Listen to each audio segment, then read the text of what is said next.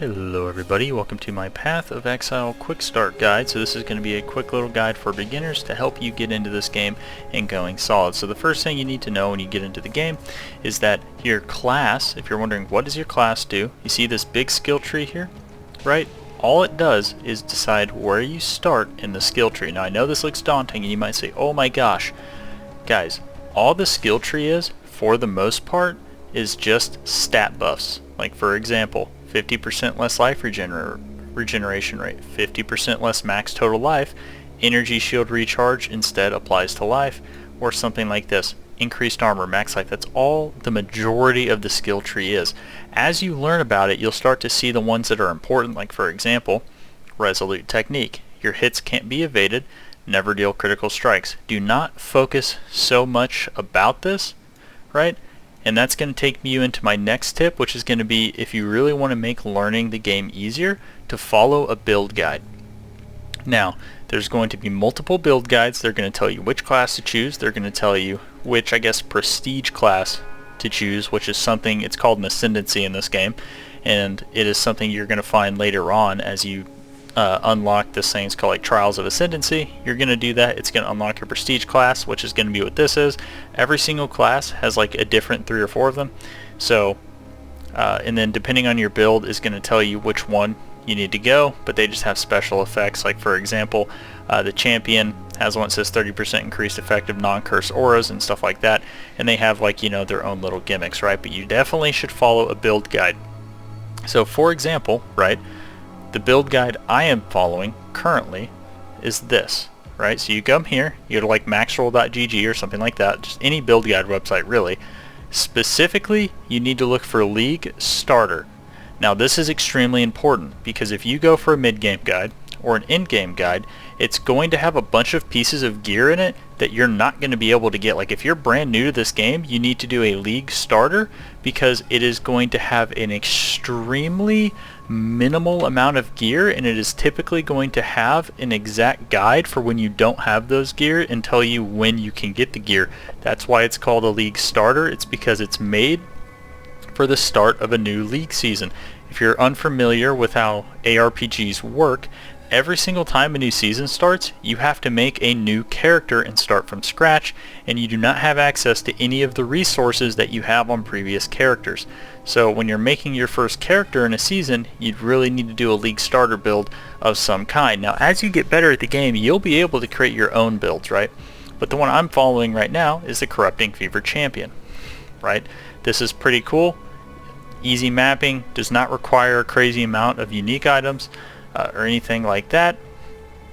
But yeah, so just follow the guide.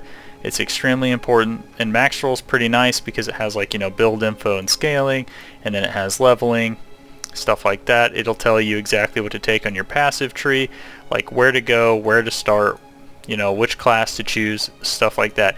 It's just really important that you follow a build guide because this game, it really seems overwhelming at first, but it's really not. Okay, so that's what I have to say about that.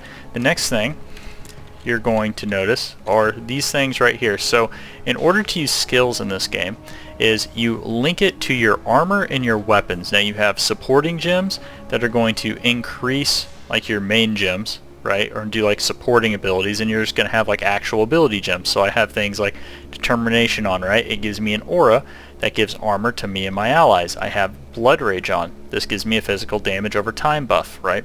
It increases my attack speed and my life leech, right? I have shield charge, right? It makes me just charge around and do this. I have frost blink. It just lets me blink around, right? So, and what you do is you just look at the color, right? So I have kinetic blast here. I have controlled destruction support here. So supported skills have 80% less critical strike damage, but they deal 33% more spell damage, because my whole build revolves around not really critting and just increasing damage in other ways, right? So you and your nearby allies deal 17% more damage, yada yada. Then I have Molten Shell right here. Cast, then you have something like this, cast when damage taken support. So because I have cast when damage taken support linked to my Molten Shell, whenever I take damage, my Molten Shell automatically goes off, so I don't actually have to cast it. Okay, that's the idea. That's the idea behind like a support gem. This is like probably the easiest way to explain it, is it just makes whatever it is linked to whatever ability it's linked to, do whatever the effect is here, right? So you have Frost Blink here, Life Tap, Shield Charge, faster attacks. You have Pierce support, Life Tap support, Kinetic Blast, yada yada. So yeah, then you have Reap.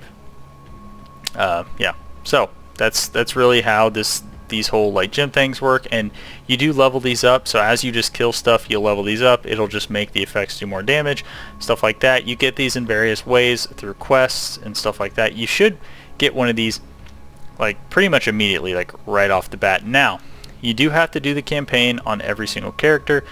They don't really have like an adventure mode of sorts like what like Diablo has if you're coming from a game like that. So you do have to do the campaign, but yeah. So just progress through your campaign. By the time you get done with the campaign, you'll be a decently high level. Yeah. After that, really the last thing I can show you, and the last thing I can show you for a new that I think is relevant to a new player, is mainly going to be a couple things in the microtransaction shop. So this game does have microtransactions. They're very, very cheap. So for example, you can get a gem stash tab for 40 gold pieces.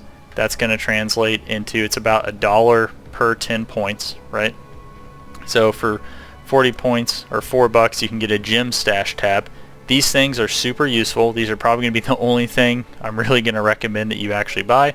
And you don't necessarily need the currency stash tab at first, because the way currencies works in this game is they use like, you can trade like scrolls of wisdom and stuff like that to the vendors in order to get stuff. So it is nice to eventually have that because it'll separate it from your gear and your stash.